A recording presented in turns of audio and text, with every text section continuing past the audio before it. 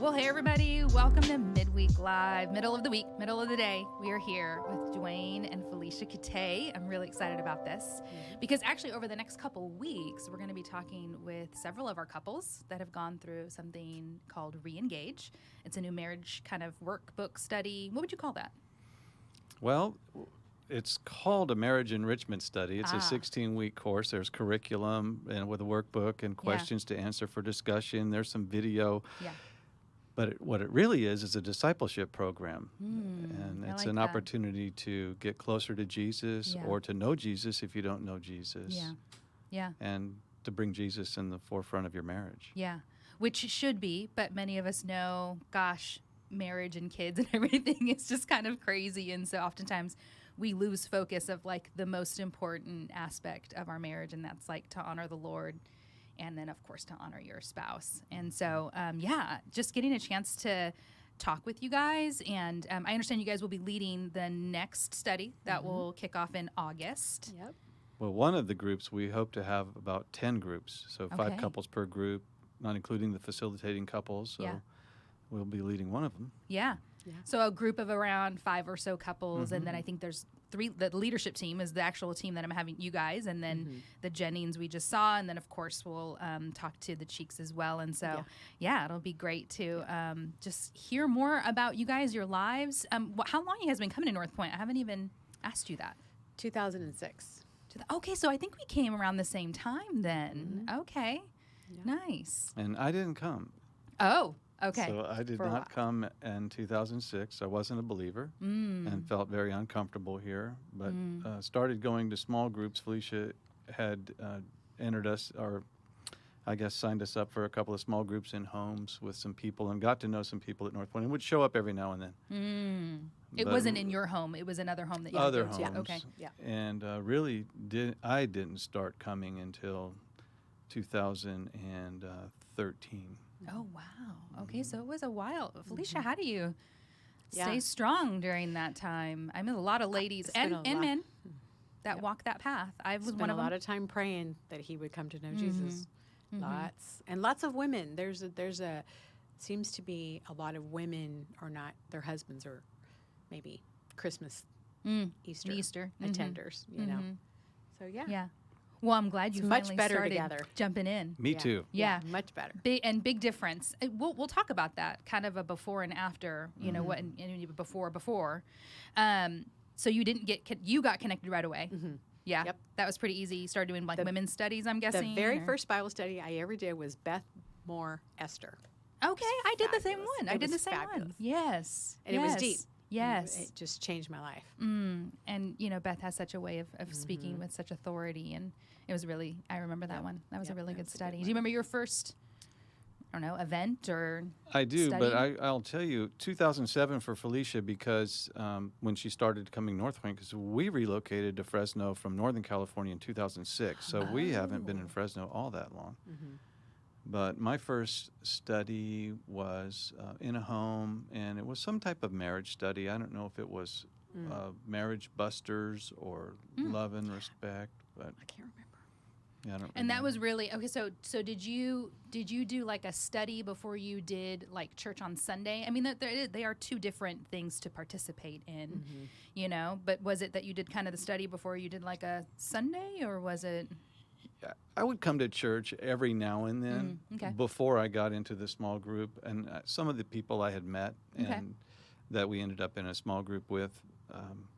But I was really just trying to. I was reluctantly going. I wasn't embracing it, and I wasn't comfortable doing it, but I felt like I should be doing it because Felicia, it was important to her. So. Yeah.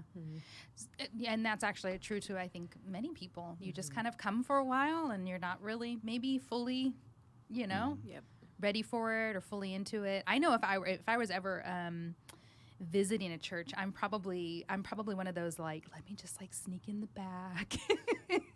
Let me slide in and just kind of take this in at kind of my own pace. I'm not a huge like, come say hi to me, and I kind of want to be like, hey, I want to sneak in below late, the radar, kind of leave a little early, kind of a thing. So it sounds kind of bad, but I feel like I don't know. Well, there was a couple of events that kind of pushed me a little quicker to be accepting Christ as my Savior, and one was in March of 2013. I had a prostate cancer surgery, and as I was home recovering with a catheter, and I was by myself, and I was just thinking about, not that I don't want to seem overly dramatic and say I was close to death or anything, but could have been. You never know. Cancer is not a fun thing, so.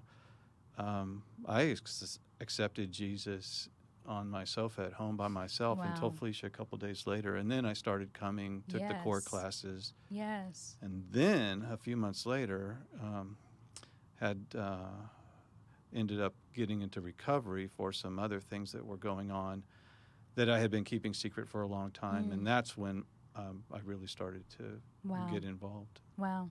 You know, that's an interesting, Will Arvance came on in like February and talked about, you know, he was an atheist before and his kind of moment was again alone. And I've had conversations with people who have this belief or understanding that, that it's supposed to be this big moment or that it's, and it is a big moment. But what I mean by that is like, that it's somehow powered by, like, you need to be going to church and you have it when you're here and you have it when, you know, like, we believe there to be this aha moment.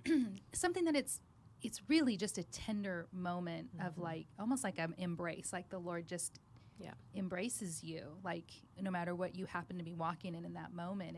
It's a loving moment. It's not a huge, you know, but it's just that, like, warm embrace, like, I got you. You know, and we're going to do this thing now that we're partners. We're going to do this together. Okay, so where did the two of you meet? How long have you been married?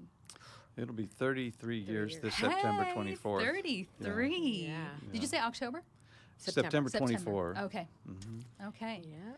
Where did you meet? Felicia walked into a place I was working in 1986 and to apply for a part-time job. And it was before hours. But she came in. She had scheduled an interview, but it wasn't with me. But when I saw her, I said, "You're like, I want to do the interview." I asked a coworker, "Who is that?" "Oh, that's Felicia. She's applying for a job." And I'm like, "Oh." And I just thought to myself, I need to meet Felicia. And then, so, because she's beautiful. So I went out there and said hi and introduced myself. Yeah. I think I had learned real quickly that Felicia was doing hair. And I thought, well, I need a haircut. So I met her.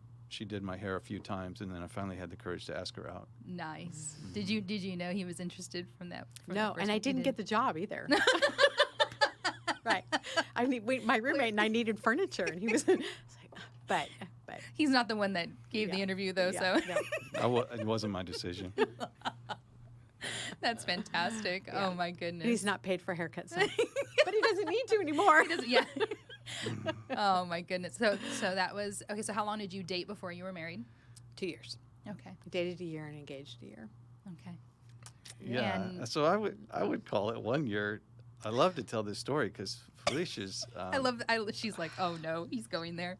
Well, that's in my testimony. So, but anyway, we started dating, and it wasn't after but a few dates. And Felicia said to me that if a guy doesn't know that he wants to get married to me within a year, I'm done. I'm moving on because she didn't want to waste her time. She knew she wanted to be married. She wanted to have kids. And so I knew I had 12 months. I was going to say, the timer started. He did. I did. And it was 12 months later we got engaged. Yeah. That's great. And our engagement was 9 months. Yeah. Okay. That's great. You guys have kids? 2 I guess they're not really kids anymore. Yeah. 2 adults, both married. Yes. Almost 2-year-old granddaughter. She's stinking adorable. Oh. And another one on the way. Oh my goodness. And so, yeah. It's a good season of life. Yeah. It is. Oh, it's the best. And they both live here. Yeah. Oh, that's great. So it's really good. We're fortunate. Great daughter-in-laws, great sons. It's what you hope for. Very blessed to have the family close by. Yeah, no, absolutely. That does. And especially as your grandkids get older, to be able to make memories with them as well. That's a really great thing. So let's talk about some of the difficulties in marriage. What were some of the, I mean, everybody has difficulties in marriage. That's par for the course. But what were some of your difficulties in marriage? Part of the problem that I brought into the marriage is I struggle with some depression and undiagnosed because what I learned about depression was tells you that you don't go get help for depression because you'll be crazy or they're going to lock you away or and so those were the concerns I had. So I just tried to deal with it as best I could and didn't very good. And so a lot of selfishness, a lot of pursuing my own interest. And if we didn't have something in interest, then I would just do my own thing. So selfishness, a lot of deceit, dishonesty. So there was all of that Felicia had to deal with for a long time. Was that pretty early on, or was that you were years in well, by I came then? into the marriage that way. Okay. Yeah. What about you, Felicia? I would say I struggle to complain, maybe, in a positive way. You know? I don't want to be nagging. And so communication was a problem. I do not like to ask for help. So if that jar lid's not coming off, I am going to do everything I can before I ask for any help. And that's a very basic example of my pride. So I would say communication, I worked full time. He worked full time. We had 2 kids, daycare bill, house payment. Yes. We relocated. That's a big thing. Yeah. I left my parents, my family, my job, my career. Came to a new town, new church. But I honestly think that God did that on purpose because I think if he didn't get me out of that comfortable environment, I wouldn't have ended up having the relationship I have with him now. And in turn, it's completely changed my marriage. Yes. So, selfish. I think selfishness, I think we had very parallel lives. Roommates, very functioning, breakfast, lunch, dinner. Yeah. It wasn't that you didn't get along or things didn't work. It was just more like, you're here, I'm here, and we're you do doing your this. thing, I'm doing my thing. Right. And it quote unquote, it works. Yeah. He was good at homework, me not so much. It was just we had our little roles that were like puzzle pieces that fit together, but it wasn't a pretty puzzle. We're so you said you were at a church before. That was the relocation from Northern California, I'm assuming. So did you grow up in church or around? I grew up in a Catholic church. Okay. And so kids went to parochial school, and I met Jesus in 2nd grade. Okay. And loved him, and I was always pursuing him, wanting him, but I just wasn't. My need wasn't getting. My need wasn't getting filled. I knew I needed more. So I kind of bounced between a Baptist church and Catholic church, back and forth. And when I came here, a girlfriend told me, "You got to come." And I'm like, "This is what I've been wanting. A real relationship." So And that was kind of changing for you. Oh, totally. Absolutely. What I always wanted. Were there times you guys thought about giving up? I mean, it's marriage. Let's talk about it. Of course. Yeah. Of course. Who hasn't? Let's be honest. I know. Did you ever share it with each other? Were there ever those No. It wasn't something you said out loud? I don't... Well, in 2013, right before I started recovery, we were close. I was very close. And one of the things was I was on my way home one day after looking for rental property to move out, and I thought, I can't do that to Felicia. I can't just leave without giving any explanations and just, without any truth coming out or anything. So, but yeah, we were close. And prior to that, though, with depression, I was not happy with my job for years and years and years, but I felt stuck and I didn't do anything about it. So, I used to go to work thinking, not just in my marriage, but in my whole life, there was a lot of things you wanted to change. And it just felt like I couldn't. So that was difficult. But yeah, for sure. Yeah. Were there things you had to add into your marriage or remove from the way that your marriage worked in order to make it work and get through those seasons? Things you add, things you take away? I think Christ being in the center of it, being with healthy friends, with healthy marriages, maybe distancing yourself from unhealthy people in marriages, because I think it's very contaminating. And I think probably the thing that kept me wanting to fight for my marriage is everyone I knew who's been divorced has said it's really hard to be divorced. It's not an easy, and I thought, well, it's hard being married, but it's going to be hard to be divorced. And then I'm shattering my children. So I could go out and maybe get married again. And then that's a whole nother, you know, and I thought, you know, maybe I just work with what I've got. We were kids when we got married. I mean, how 25. old? 25. Oh, yeah. I got you beat. We were 19. So you were kids. We were really, really kids when we got married. Oh, man. Yeah. So we just gave our age away. Someone at home doing the math. Yeah, sure. It's fine. It's fine. But, you know, and I was raised in a home that was, when you get married, it's till you die. Yeah. That's the way it is. My parents were married 50 some odd years. His parents are still married. Yeah. You know, it just wasn't an option. Yeah. But I did tend to kind of go to fantasy land about, man, life would be easier if I didn't have to do blah, blah, blah, blah, blah. Yeah. You name it. Didn't have to deal with blah, blah, blah, blah, blah. Yeah. You know, fill blank. Yeah. But there was always that, gosh, do I want to break up my family? I mean, is that real? And there was a time when I was just deeply praying about, what do I do? Yeah. What do we do in this marriage thing? And Yeah. I just kept feeling like God, after his cancer diagnosis, it was like, just give it 3 months. Just give it another 3 months. Just give it another 3 months. And I had girlfriends like, just leave. It's so much easier. And it's like,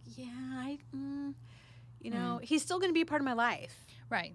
I mean, you have kids together. Yeah. So. And you know, so it's like, might as well work it out with him. Yeah. And get it right. Yeah. You know, Kind of reminds me of the one day at a time is kind of what Celebrate Recovery talks about. Like when you said you were looking at 3 months at a time, but you know, you're kind of just going, okay, well, let's reevaluate after this much time and see where see what God's going to do. And it was just being patient, and Dwayne did a lot of work, and we've done a ton of counseling. Lots of counseling. Yes. Lots of groups. And I would say to that, because we've also done a lot of counseling, individual counseling, couples counseling, group, you know, like we've done it all. Yeah. If you are listening, I think it's so important for you to know that counseling is not a bad thing. It's a very good thing. It's a very helpful thing. It is bringing another person in that can maybe give a different perspective, that doesn't have any skin in the game aside from just seeing you guys work it out. And so it's a lot easier to hear things from that third party and give some direction and some practices and some things to go home with. And so it's not a bad thing. I think a lot of people are pretty fearful of counseling and shop for your counselor. You just don't. You got to shop for a good counselor because I mean, we did go to one. It's like, well, you know, I can help you if you want to mediate. I'm like, what are you talking about? I'm paying you to mediate. No. Yeah. No. I that sounds bad. No, but I did. I fired one of ours. I said, no, we're no. No, help us. This is not helpful. And yeah, it's okay to walk away if it's not actually doing if it's not actually doing help, because that's what it's supposed to do. And I think the thing is, if you don't get to the bottom of what is going on in your marriage, what makes you think you're not going to do it all over again? Yeah. And you bring yourself with you, right? Yeah. You know, and it's like, let's fix what we got. Yeah. We have history, you know. I mean, I've been with Dwayne longer than my parents. Yeah. Might as well fix what I got with him. Yeah. You know? Yeah. For me, one of the 16 lessons in Reengage is commitment.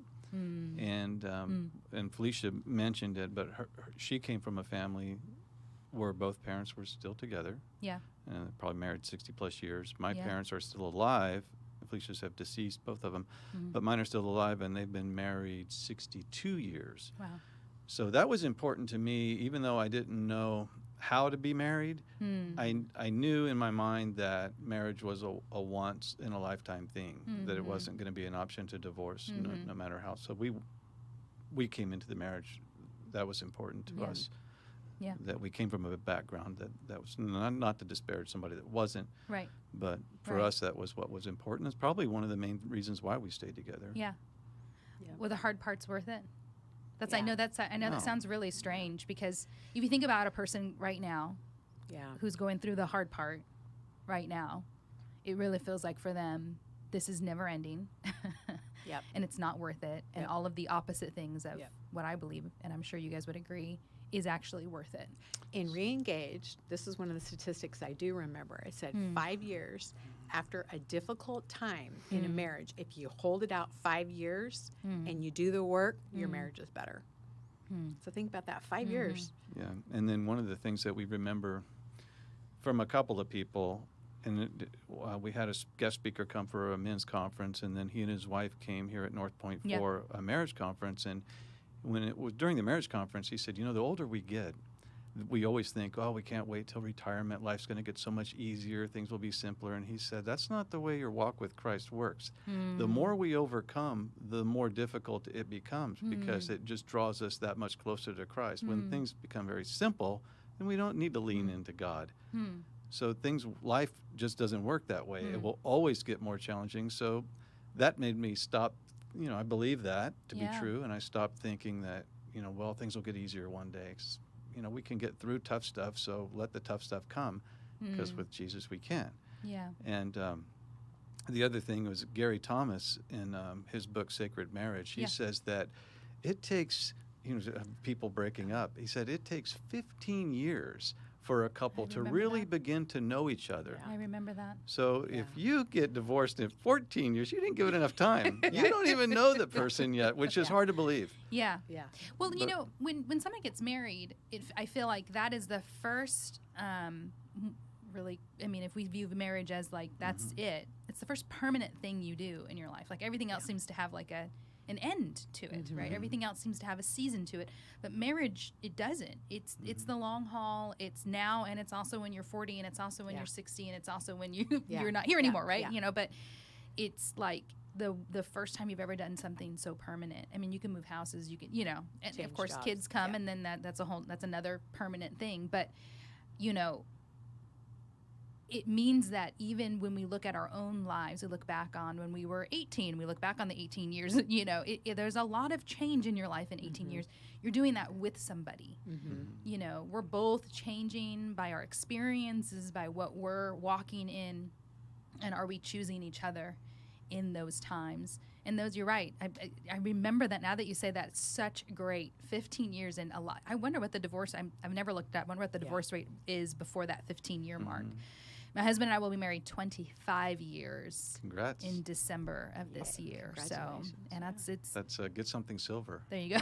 to wear. I actually got something gold for 24. And that reminds me when there was a Celebrate Recovery Ministry pastor that used to say this at the beginning of our meetings every week, and he would say, "Don't leave before the miracle happens." Right. And I think that applies to marriage. Yeah. Don't give up before the miracle happens, because the miracles are happening in marriages all over. We're experiencing miracles right now in ours. Yeah. Just the level of grace that we have shown one another, the forgiveness, the ongoing forgiveness. And you mentioned, I want to refer to another lesson of the 16 in Reengage near the end. It's called completion. And it's how... And it's not about, oh, you complete me. You have all of those qualities that I don't have, and together we are one. We are like one perfect person. Well, we're drawn to oneness in Christ, but the completion lesson is all about helping our spouse in their sanctification process. So helping them to become more Christ-like by perhaps pointing out areas that may be blind spots for them or where they're not acting Christ. And then being willing to receive that from our spouse, that's a big deal. Knowing that that's the goal is to help one another become more Christ-like, to complete us. Yeah, it's funny that you'd say that, because I know I brought that up with my kids, when I'm bringing correction to them, and I always say, yeah, but my job is to help you be the best person. I've been honored to have this job, but it also means that I need to be the one that speaks truth and love with you. Yeah. Because if nobody else does, it should come from our home that says this is something that maybe needs to get worked on. But oftentimes, because we're adults, I think we have a lot of pride, and we don't want to hear from another adult, right? You're just as messed up as I, you get very defensive in those moments. So I'm guessing that's probably further down in the 16, because you've built some things up by the time you get to that it's moment. Near the end. Near the end. You're a little softened by then. But the thing I think is so interesting is if you go into marriage and you just think, we put the ring on the finger, we added a name to my name, we're married, we're going to have kids and live happily ever after. You're kidding yourself. Yeah. If you don't do the hard work, and young marriages do the hard work, and maybe you won't have as many bumps and bruises. You're going to have a few. Yeah, I was just going to say. You're going to have a few. I think it's really important to say in every marriage there will be something. It could be an illness. There are things that happen that are unanticipated. 100%. But, how you manage it. And I always say the tools in your toolbox. What are the tools in your toolbox you're going to pull out to get through this? Yeah. Because if it's drinking or partying or shopping, Right. working too much, whatever it is, avoidance, you know, building up the credit cards, Right. whatever, you know, is that beneficial? What are you going to do to make it better? Yeah. And I think something like Reengage, and there's many studies, but this one is just phenomenal. Yeah. And it's never too late. Yeah. And we've never seen anything or heard anything in the 8 or so years that we've really been committed to marriage ministry that we haven't, that'll shock you. There's nothing we've heard, we've seen, or been through ourselves. Right. There's nothing. There's nothing that shocks. Yeah. Yeah. So perfect example you just brought up. We just brought up getting married, right? So if you guys were to rewrite your vows, yeah, that's kind of I was just telling you guys before we started. It's the easy part. Yeah. You're saying the things that you promise you will do, but it really hasn't. Your feet haven't really been put to the fire yet. You haven't really experienced them yet. If you were to rewrite your vows, what would they sound like now? We had a very traditional wedding in a Catholic church in downtown Sacramento, and I knew the meaning of my vows, but I didn't know what they meant, if you know what I mean. Yeah. So, I mean, I knew the definition of the words I was saying, but I didn't know what it meant to live that out. The actual so cost of it. Yeah. I would say, knowing what I know now and having Christ as a center of our marriage and my life, I would say to Felicia that I would commit my life to you, to serve you, to be kind to you, to build you up, to honor you, and to love you.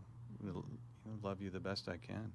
Yeah. And that is my prayer, that, Lord, show me how I can better love Felicia today. Show me how I can better serve her today.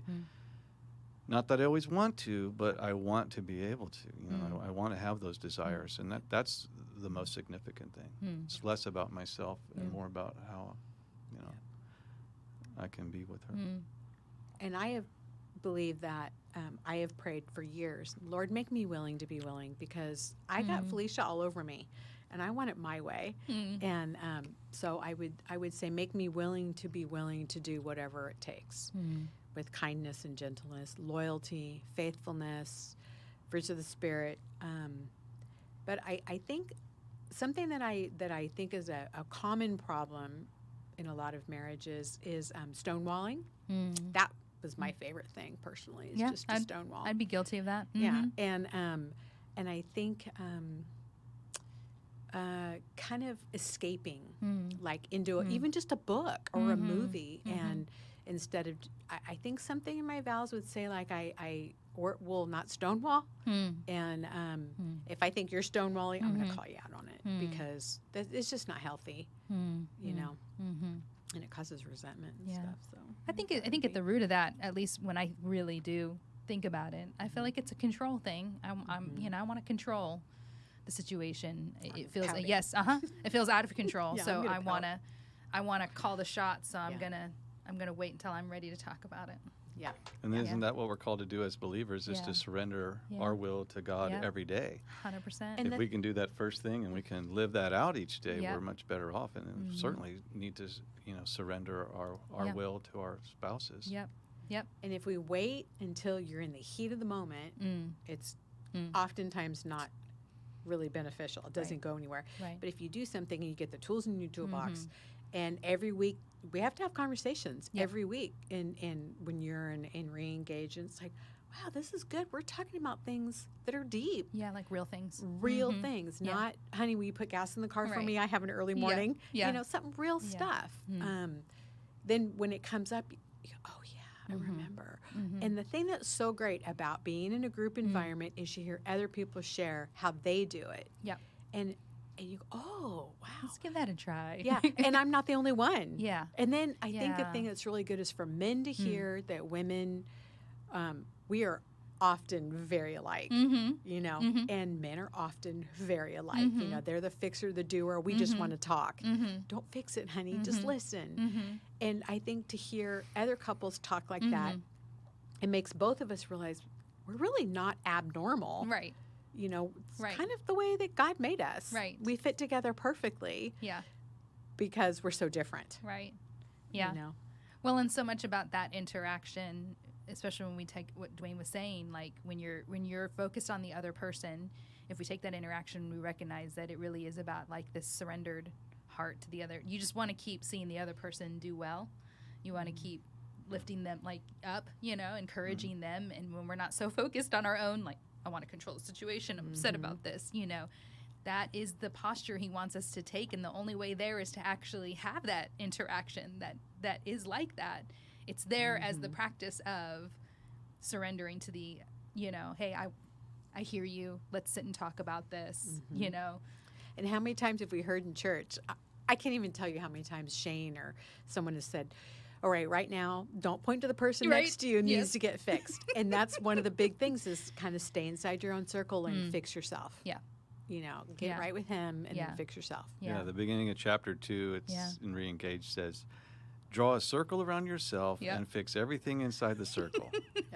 But see, so many of us don't want to admit that in our marriages that, you know, he's the one with the problem. Yeah. I don't have a problem. He's, you know, he needs to get it together, and then we'll be okay. Yeah. And but that's not. There's not 3 the fingers case. pointing back, right? The list of things to change. What are you guys looking forward to in the future? Lots of grandchildren.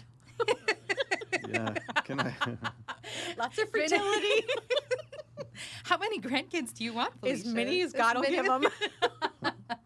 We got 2 girls, and I'm tickled pink. Well, so we only have couple 2 boys. sons, so Right. I don't know. 10 would be good. Yeah. Oh my goodness. 5 each. Yeah. That's great. I don't think that's too lofty of a goal. Yeah. A bunch of little disciples. I mean, Yeah. hey, Travel. Yeah. I think when you get through all the years of marriage, raising kids and the house and all of that careers and all that stuff, and you get to this point, the second chapter, it's like, it's just kind of time to soak it all in, pour it out on other people, and, you know, see the flower growing on the side of the road, just really enjoying and being fully present, not being so incredibly busy. You know, COVID really, I mean, that's one thing I can tell you. I was hoping we wouldn't say that word today. We'll bleep it out. No, I'm kidding. Right. I remember in the middle of it thinking, I am never going to say no to anything again. I don't care if you invite me to come sweep your driveway. I'm coming. I am not saying no. But now we're back and we're open. It's like, oh my gosh, I just feel like I don't have the energy I used to have. We were so busy and it's kicking back up. But we're meant to be full. We're meant to be pouring out. And I want to go back to 2013 when I accepted Jesus and I signed up for the core classes were coming up. And at that time we were doing them, I think, once a month. Probably, So 101 we did on a Sunday and Steve did 101 and I went, and then I think it was 301 when we were doing Shape, and Mike Navarro and Tanya Nichols were facilitating that one. And I identified that I really had a heart or felt like I had you know, a calling to work within marriage ministry.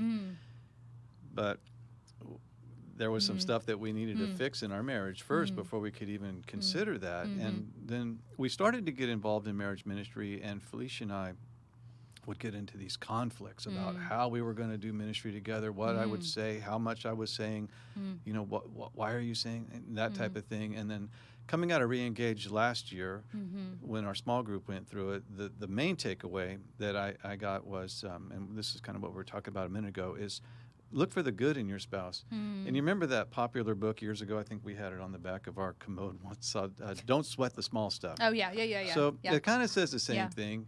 And, you know, but don't be so critical. Look for the good in your spouse, because what they're doing, if it's how they load the dishwasher, it's how they fold the clothes, they're not doing it just to, you know, make your life miserable.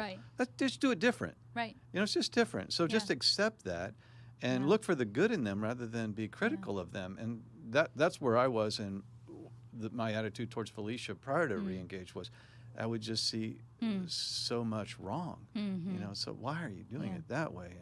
And I would just feed that dog, and it wasn't good. So I came out of that one doing that. And then as we started facilitating the group this time, the same thing started happening. You know, there was disagreements on how we were facilitating, just the different styles. And until we read our testimony together for the first time, and we did that as a couple, and it provided so much healing.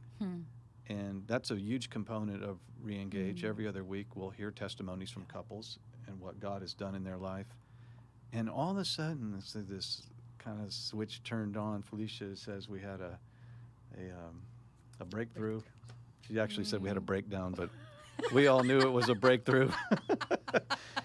And all of a sudden, now she's on the same page. I think she experienced a tremendous amount of healing just by sharing her testimony, and that's what they're about: provide hope and also healing. And so since then, I think that you ask what's next. I think we're going to be involved in marriage ministry, and hopefully we'll be serving the church and other couples, and helping them stay married. Wow, that's and good. helping Christ be the center of their marriage. That's really the key. Because there's no perfect marriage. No matter how much we think, no matter how much we compare, there's none. Yeah. It's about being real. It's about being real, and I think the reason why the Reengage is coming to North Point is because North Point is committed to having real people in their church and real marriages and no pretense, no, here's our image, but here's what it's really like if you come over to our house. You can't come to our house because we're trying to uphold this image, and we don't want that. The church doesn't want that. God doesn't want that. One of our other first experiences in marriage ministry was at the Healthy Marriage Coalition, and when we took the Marriage Works class, and it was really impactful the very first week. I don't know if you've done that, but they hang a bunch of signs up, and these are areas of conflict in marriages: finances, parenting, sex, communication, vulnerability, and so they would say, okay, you go, everybody go to the area that they think is the biggest challenge in their marriage.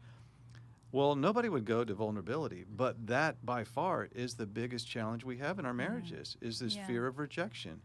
This willingness to be vulnerable, and it stops us from getting to know each other. And in Reengage, we talk a lot about that, being fully known, being vulnerable. We practice it in group every week through sharing intimate things about our relationships and about ourselves, and that's a big, big deal. So just being real.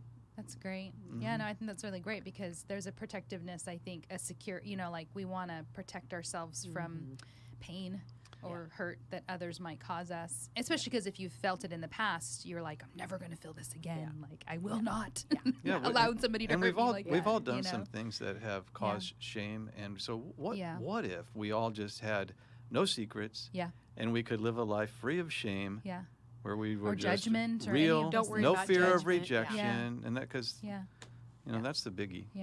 And we still I think struggle we'll with be in that. We're heaven not at that point. Maybe.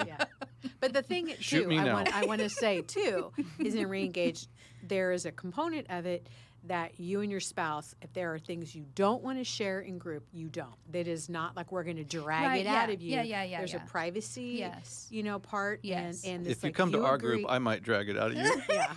This is where we disagree. She's coming along though. I love it. I love it. Coming around. So there is privacy, and you only share what you and your spouse agree to share in group. That's a big component of it. And I get that, and I also get what you're saying too, because there's such a healing process in like you actually speaking the things, because it takes its control and power away from you, because you think you have it by holding on to it, and nobody knows this thing. And you're right until you're ready to share it. You shouldn't. That's true. But you should be praying that you would be ready to share it. How and about not this? worry about what anyone else thinks. How or about the this? judgment. I heard this statement last night in a testimony. We all have shame. Shame is something that everybody has. The less we talk about it, the more we have it. There you go. Well, thank you so much for sitting and just chatting, and hopefully this has been encouraging for a married couple, or even, somebody single who's imagining getting married, or is considering that, or in a relationship where that might be the next step. Reengage is a great start to that. You guys have talked about maybe even some other possible things North Point might do down the road, but Reengage is for marriages. So, newlyweds, Oldly weds? Do you say Yeah. that? I don't know if that's a thing. Did I I just make up? I say vintage. Yeah. I liked marriages. vintage. Sorry, Vintage. sold. marriage. Not Sold, Dwayne. antique vintage. Not antique vintage. It's hipper. Okay. Yeah. Anyway, thank Yeah. you so much for sitting and having a good conversation. And we will put some links in for Reengage. And hopefully you guys will have some new couples in Thank you. August. Yeah, Thanks, thank guys. you.